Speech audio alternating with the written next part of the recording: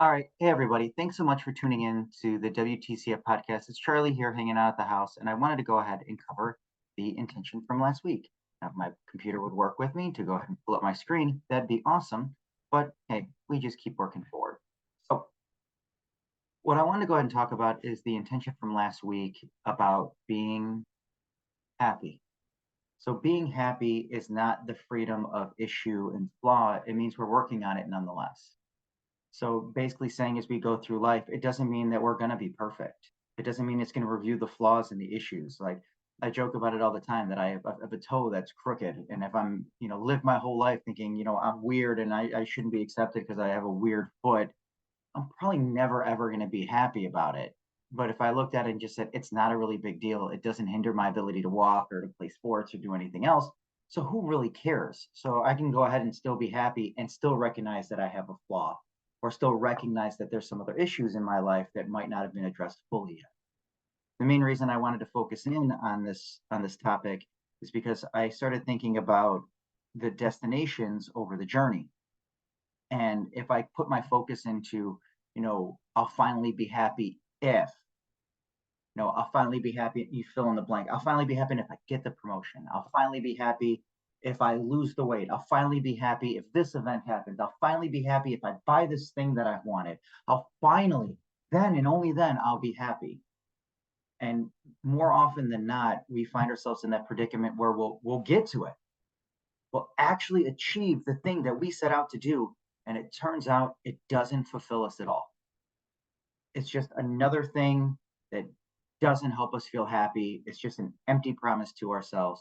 So, what I wanted to go ahead and focus in on and spend more appreciation around is trying to enjoy the journey on my way to these goals. And then to be able to set goals that can't actually be obtained, but the journey in which to go is going to continuously help me improve. So, case in point, I still like to think about stoicism and kind of following some of the guidelines within that. That's really been helpful to me. So if I went ahead and set out for these stoic virtues that are out there, so there's a few of them, and again, it depends on the person, right? So you can go ahead and have them change out. So I can always work to be more patient. I don't think there's a pinnacle of patience. I think there's always a better opportunity. I think that I can learn a lot more different scenarios to go ahead and practice my patience. I've learned from myself in the last week that I can be hard headed and angry and not patient with people. So I need to go and work on that for myself, knowing that I can improve little by little along the way. Things like courage. I think everybody can go ahead and work on something to be more courageous. And even if you're like, I'm not scared of it, there's something that's intimidating, frightening, something outside of your comfort zone that's going to go ahead and help push you. So no one's absolutely perfectly fearless. I can work on, becoming more just and being more fair to people. I can work on better moderation, which I've done through my drinking. So now I still barely ever drink, and it's not the biggest thing, but I have recognized that it's been a little bit more fun. And immediately I'm like, am I going to lose my moderation? So let's go ahead and focus back on, well, why were these events coming up? Why was I doing these things? And I don't need to justify it. I just need to be aware of it so I don't start to fall into some of the things I was doing before. Again, I can practice more patience with myself. And I can always practice to be able to have more wisdom. I always want to be able to get myself a little bit more intelligent from an experience and try to learn from that and then be able to share that to help somebody else grow. So hopefully this can go ahead and help you a little bit more. So we'll walk through a couple of other just tips that kind of come up along the way. For one, it's about finding joy in the process. So I like lifting weights. I like doing that work. I know that there's no true finish line. I always want my numbers to go up to be able to lift heavier. I probably would always want my body fat percentage to go back down. It's not really pivotal, but I think a lot of people think that way.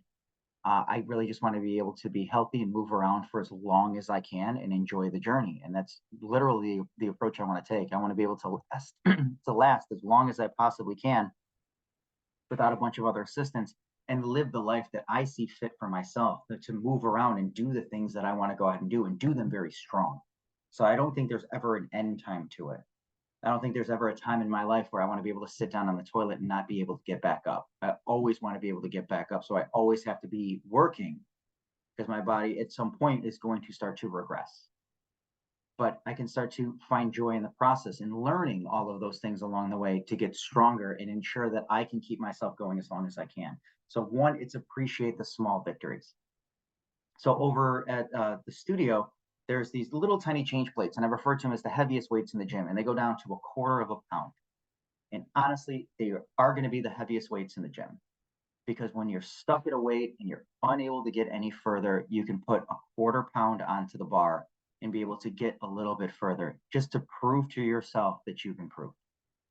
And it can be so helpful to be able to get a little bit further and to understand yourself a little bit more and just appreciate those moments to really regain that motivation. Even though I'm not the biggest fan of motivation, I think discipline works better because motivation kind of comes and goes. Discipline is really consistent.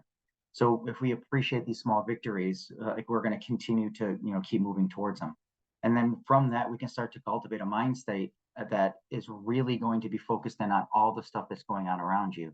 So if I go on like a road trip and I'm more focused in on where I'm going to be at the very end of it, I'm going to miss all the other stuff on the side of the road, all the other views, all the other things that I get to go see.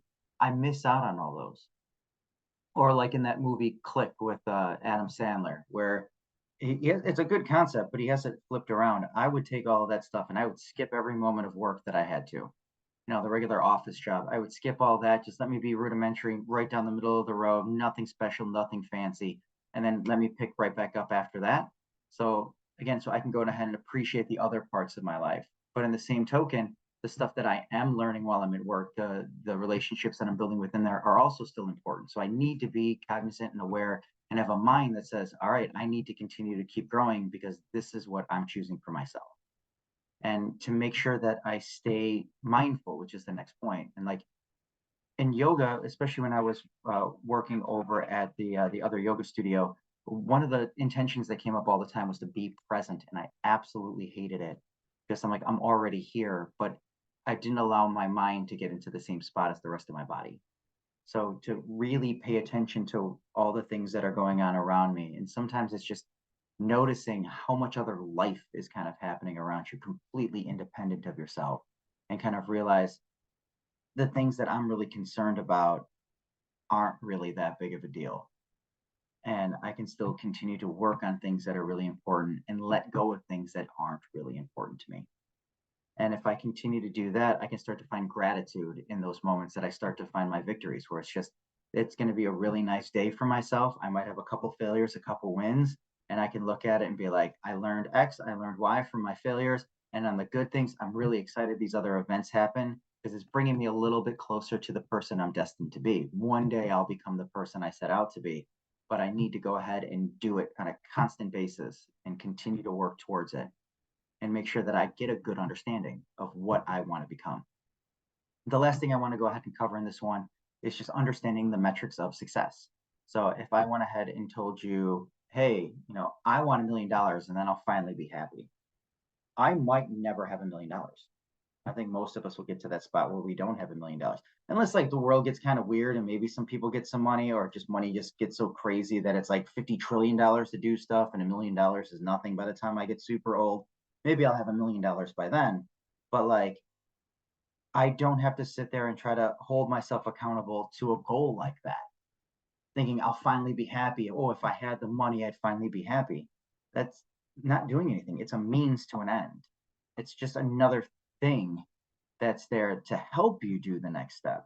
So having the money is not the end game of all of that one. It's what am I going to go do with it? Well, how am I going to share in that experience? How am I going to use that money to create the life that I set out for? I think that's a different perspective and a different set of metrics than just having the money there. Hey, I wish I was healthy. What does healthy mean? Healthy is a big spectrum of stuff to a bunch of different people. Healthy for some people could just be the fact that they got out of bed and they're breathing. Some people, healthy for them is I need to be able to run a marathon every other day. Who am I to say what health is for somebody and how they're living? But again, when we take that moment and kind of recognize the metrics of ourselves and like what are the important things that'll recognize our success? What are the ways that we can look at these small victories that we can go ahead and really start to push ourselves forward? And I think that's where we're going to go ahead and really learn a lot.